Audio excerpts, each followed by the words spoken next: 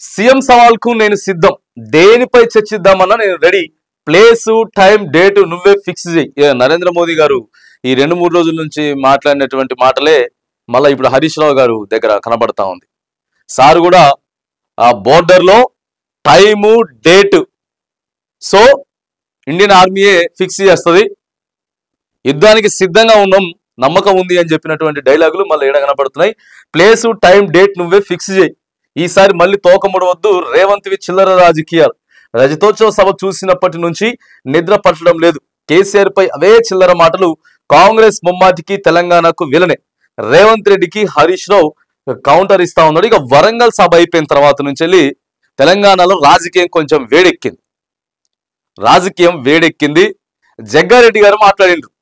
గాంధీ భవన్లో జగ్గారెడ్డి గారు 100కి 100% రుణమాఫీ అయిపోయింది, రైట్, ఎక్కడికి పోదామో చెప్పుర్రు మీరే అని చెప్పేసేసానంటే ఇక నిన్న అంతా కూడా మాట్లాడుకున్నట్లే ఈ అటు నుంచి మళ్ళీ వెంటనే అటు నుంచి వెళ్ళి రివర్స్ సవాల్ వచ్చింది.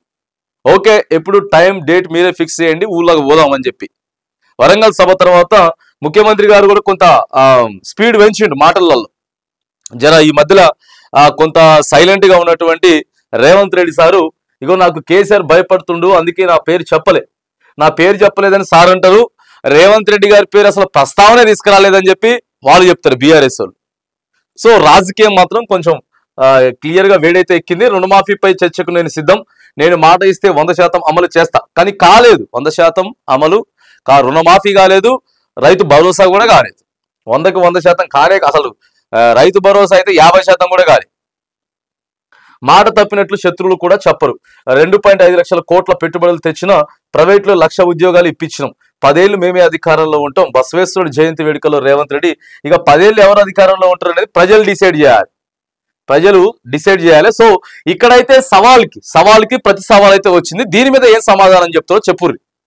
ఎందుకంటే మీరు ఒక టైము, డేటు ఇవన్నీ ఫిక్స్ చేసుకుంటే ప్రజలకన్నా కొద్దిగా గలిసి వస్తుంది. ప్రధానంగా రైతులకన్నా కొద్దిగా గలిసి వస్తుంది. మీరు ఒక ఊళ్ళోకి పోయి చర్చ పెట్టిండ్రు, ఆడ ఒక లిస్ట్ బయటికి తీసిరు అని అంటే, అరే ఇది పెద్దగా అయిపోతున్నది, కానోల కల్లా మళ్ళా అవుతుంది.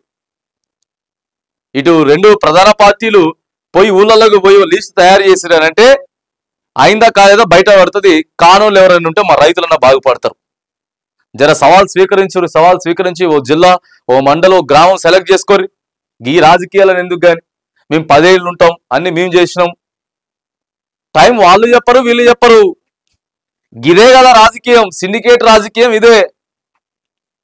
ఇదే సిండికేట్ రాజకీయం. టైం వాళ్ళు చెప్పరు, డేట్ ఎవరు చెప్పరు. చెప్పుకుందామని ప్రజల ముందు అనుకుంటారు, కానీ మీరు ఒకసారి అనుకొని ముందుకు రండి. నిజంగా ఒక గ్రామానికి పోండి, మీరు గ్రామానికి పోయి తీయండి, లిస్ట్ తీయండి. ఈ గ్రామంలో ఎవరికి కాకపోతే కాని గ్రామంలో అందరికీ చేసే దమ్ము మీకుందని చెప్పి వాళ్ళు చెప్పండి. ఆడికి పోయి లిస్ట్ తీసిన తర్వాత ఈడ ప్రెస్ మీట్ల ముందు కాదు, చెప్తే ఏం లాభం, ఉత్తగనే పేపర్లలో, టీవీలలో చెప్పుకొని పోవుడు. కానీ ఆయన టైం చెప్పేది లేదు, ఈయన చేసేది లేదు. సో ఇట్లా కొంత సిండికేట్ రాజకీయాలు ఎవరికి వాళ్ళు బలపడేదాని కోసం కూడా సో జరుగుతూ ఉంది. నిజంగా రైతులు బాగుపడాలంటే మరి నిజంగానే ఊళ్ళోకి పోయి రైతుల దగ్గర అధికారులను పిలిచి రైతుల లిస్ట్ తీసుకొని వాళ్ళకి న్యాయం చేసేటటువంటి ప్రయత్నం చేస్తే, సో అప్పుడు అరే ఎవరిని నమ్మాలి, ఎవరు చేస్తున్నారు, ఏంది కథ అనేది బయట పడుతుంది. ఉత్తమ ముచ్చట్లు మాట్లాడితే పెద్దగా ప్రయోజనం అయితే లేదు. సో ఈ సవాల్ని మరి స్వీకరించాలి. అధికార పార్టీ మాట్లాడిన దానికి ప్రతిపక్షం వాళ్ళు రియాక్ట్ అవుతా ఉన్నారు కాబట్టి మరి ఒక డేటు, ఓ టైము, ఓ విలేజ్ మరి సెలెక్ట్ చేయరు.